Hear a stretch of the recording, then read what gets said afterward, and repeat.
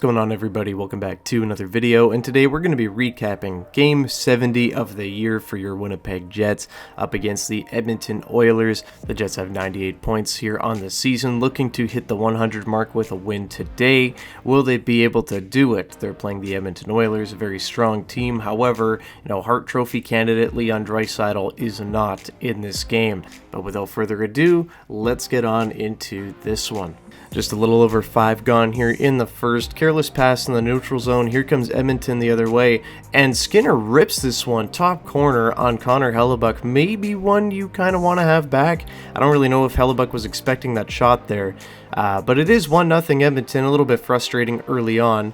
Helly didn't have his best game ever the game before against the Canucks. And in this one, second shot of the game here for Edmonton goes in. A little bit frustrating there. 1-0 Edmonton. So the Jets looking to bounce back here. Teams trading chances. Ehlers going to walk this one into the zone. Sandberg's going to rip one on goal. And Cole Perfetti is going to pick up the trash.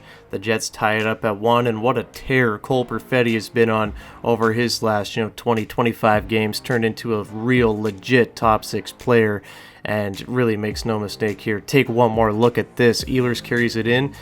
Man, nice entry. Sandberg shot on goal, and there's Perfetti. So 1-1 now going into the second period.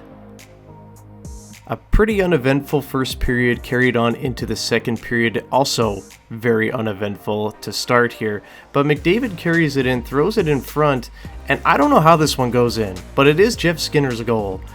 Really kind of a weak one there. I didn't like seeing this one. The Jets would actually challenge for goaltender interference. I don't know if Hellebuyck actually did see this puck. Once again, I'm not making an excuse for him. It looked pretty weak. But he does get bumped in here. I know he's pushed by Miller, but he does get bumped into. Kind of screwed him up a little bit there. Was ruled a good goal on the ice. So, call stands. 2-1 Edmonton. They have the power play. Really frustrating sequence there for the Jets. But the Jets kill off the penalty. Here comes Nino. Gives it in front to Morrissey. So just like that, Jets could have been down 3-1 if Edmonton connected on the power play, but Nino Niederreiter on the 2-on-1 flips it over to Josh Morrissey, his 10th this season, and just like that, it's a tie game. Nino's really been slumping over the last little while. Him and Appleton have not been able to put up any points, but he really does make a nice play there. I thought he's made a lot of nice plays, just maybe a little bit snake-bitten as of late. Definitely in a bigger slump, but that pass there was big for him. Jets Oilers would go into the third tied up at 2. The Jets come out hungry here to begin the third period, looking to score, looking to take that lead. Barron getting a chance here. He's going to put it on net. Goes wide. Here comes Tanev. He's going to turn around. Jets just trying to put anything at the net, and that's how you get success, baby. There's Brandon Tanev, net front. Hits the post on his first shot, but buries it on his second one. His first as a Jet since returning from Seattle. His 10th of the year, and just like that, the Jets have taken the lead 3-2 here in the third. Just over 16 minutes to go in the hockey game. Can they hold this lead? The answer is no, as a pass from Luke Schenn misses Dylan Sandberg, and now the Oilers take possession in the Jet zone end off the turnover. And, to carry on the, theme of ugly ones in this one, Zach Hyman puts home the garbage to beat Connor Hellebuyck, and it is 3-3 now with under 6 minutes to go. Would have been really nice if that turnover hadn't happened. The clean zone exits are very important, even more important in the playoffs. That has to get cleaned up, and Hellebuyck just has to find his game again. Obviously, it's a lot of just bonehead plays by his defensemen, especially in this game, more than the last one. But we're used to seeing Hellebuyck be a complete brick wall, and he's been fairly human the last couple of games. So we'll see what happens going forward. I'm not too worried about it, but in the playoffs, definitely got to tighten things up. One thing I've totally forgot to mention here is that Connor McDavid actually left this game at the end of the second period with a groin injury, did not return for the third, looked very uncomfortable, so definitely have to keep an eye on that. Not good news for Oilers fans.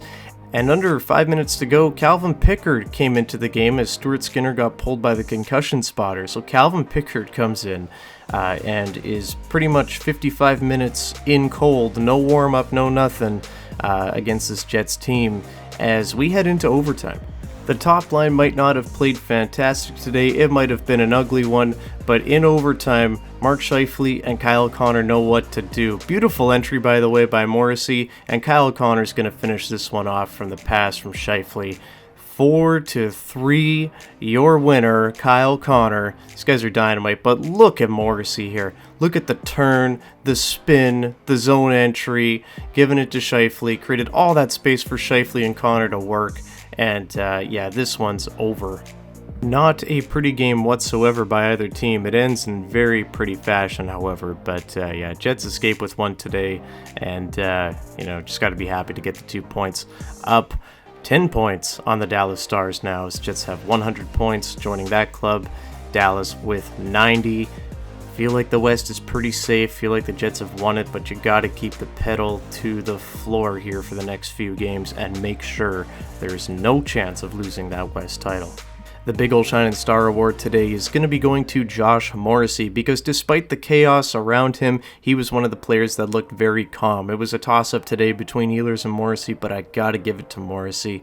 Just being in the right place for Nino to slide that one over, scores 10th of the year, and then in overtime, the zone entry, making all that space for Kyle Connor and Mark Scheifele to do their thing and to set up that winner. Nobody does it like Jomo, right? So, 4-3. Jets win. Big Ol' Shining Star of the game goes to Josh Morrissey. Enjoy your award, Josh. Taking a look at the standings, like I said, Jets up 10 points. They are tied 100 points apiece with the Washington Capitals. The Capitals do have a game in hand. But yeah, fighting for that President's Trophy. Once again, I reiterate, that trophy does not matter. It would be cool to have, but 70 games through the year. Jets with 100 points. They will play Washington on Tuesday, and that could be, the difference between who wins the President's Trophy and who does not. So we'll see what happens when the Jets face off on Tuesday night. The Jets will play the Buffalo Sabres on Sunday afternoon, hoping that one's just a little bit of a tune-up game. I assume that Eric Comrie will get the start, give Helly some time off, some time just to relax, get refocused, get his game back together, and maybe it'll just be, a stat patter. Buffalo, not a great team this year. Maybe the Jets can come in there and, raise some hell. We'll see. But that's really all I got to say today, guys. What did you guys think about the game? Think about the game recap. I want to hear it from you guys down below. Jets win 4-3 in overtime, 100 points on the season, 12 games to go until the playoffs. Buckle up, Winnipeg. That's really all I got today. Thank you guys so much for watching. As always, leave a comment down below, leave a like and subscribe to the channel if you haven't already, and I'll see you guys in the next one. Go Jets, go. Bye-bye.